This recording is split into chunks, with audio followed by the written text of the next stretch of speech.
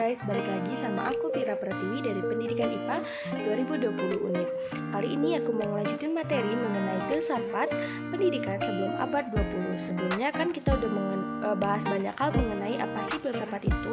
Nah, untuk menambah wawasan kita mengenai filsafat, aku akan menjelaskan lebih rinci lagi mengenai filsafat pendidikan ketika sebelum abad 20. Pada kepo nggak gimana lanjutannya? Nonton terus sampai akhir ya teman-teman.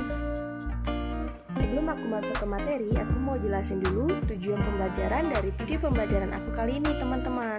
Jadi tujuan pembelajarannya yaitu yang pertama untuk mengetahui latar belakang munculnya filsafat. Yang kedua untuk mengetahui filsafat pendidikan sebelum abad 20. Yang ketiga untuk mengetahui metodologi ilmu pendidikan sebelum abad 20. Yang keempat untuk mengetahui masa-masa filsafat pendidikan.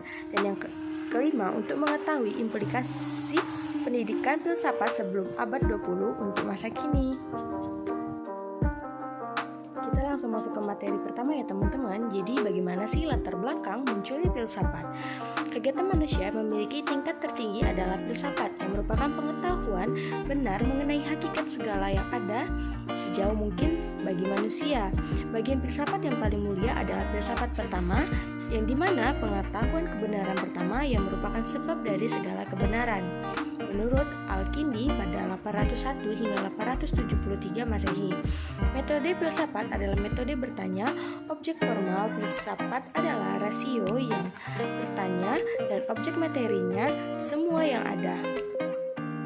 Materi selanjutnya ada bagaimana sih filsafat pendidikan sebelum abad 20. Jadi yang pertama, bagaimana perkembangan filsafat umum dulu, yaitu berpijak pada pemikiran Pujawijatna pada tahun 1986. Periode perkembangan filsafat dapat dibagi menjadi 4 teman-teman. Yang pertama ada filsafat Yunani, yang kedua ada filsafat Hindu, yang ketiga filsafat Islam, yang keempat filsafat Eropa atau filsafat modern. Kemudian ada bagaimana sih perkembangan filsafat pendidikan. Sebelumnya ada pengertian mengenai filsafat pendidikan itu sendiri. Filsafat pendidikan adalah pelaksanaan pandangan falsafah dan kaidah falsafah dalam bidang pendidikan yang mencerminkan satu segi dari segi pelaksanaan falsafah umum dan menitik beratkan kepada pelaksanaan prinsip-prinsip dan kepercayaan-kepercayaan yang menjadi dasar falsafah umum dalam menyelesaikan masalah-masalah pendidikan secara praktis. Sedangkan tinjauan pemikiran permulaan filsafat pendidikan yaitu pemikiran-pemikiran permulaan filsafat pendidikan yang berkembang dalam tingkat humanisme relativistik, humanisme ilmiah, dan humanisme literer.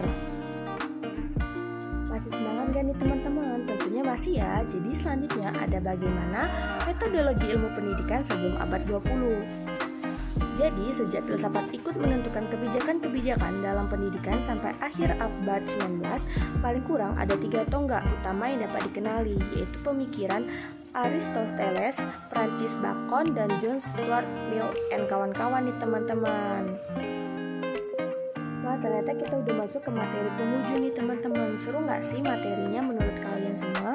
Kalau menurut aku seru ya, karena berkaitan langsung sama pendidikan itu seperti apa. Selanjutnya kita masuk ke materi mengenai bagaimana masa-masa filsafat pendidikan. Jadi masa-masa filsafat pendidikan yang dapat ditelusuri sebelum abad ke-20 ada 3 mazhab, yaitu mazhab idealisme, realisme, dan materialisme.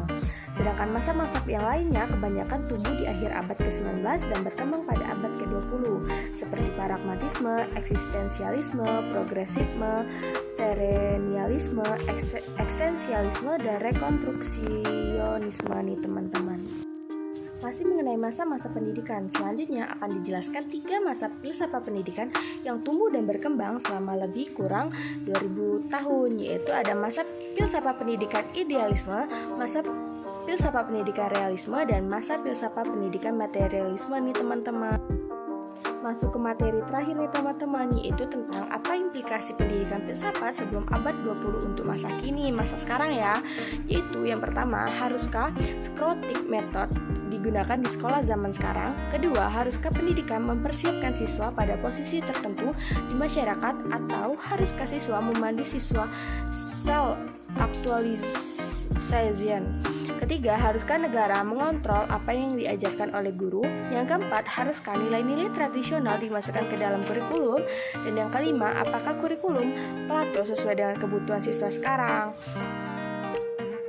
Sebelum mengakhiri video kali ini, aku ada sedikit hadiah nih untuk kalian semua, yaitu untuk menguji pemahaman kalian tentang materi yang udah aku sampaikan dari tadi. Aku udah nyiapin sedikit evaluasi untuk teman-teman. Aku harap kalian isi dengan sebaik mungkin ya. Ya udah, sampai sini dulu ya teman-teman. Sampai jumpa di video lainnya. Dadah, aku tutup. Wassalamualaikum warahmatullahi wabarakatuh. Terima kasih. I thank you, every one of you.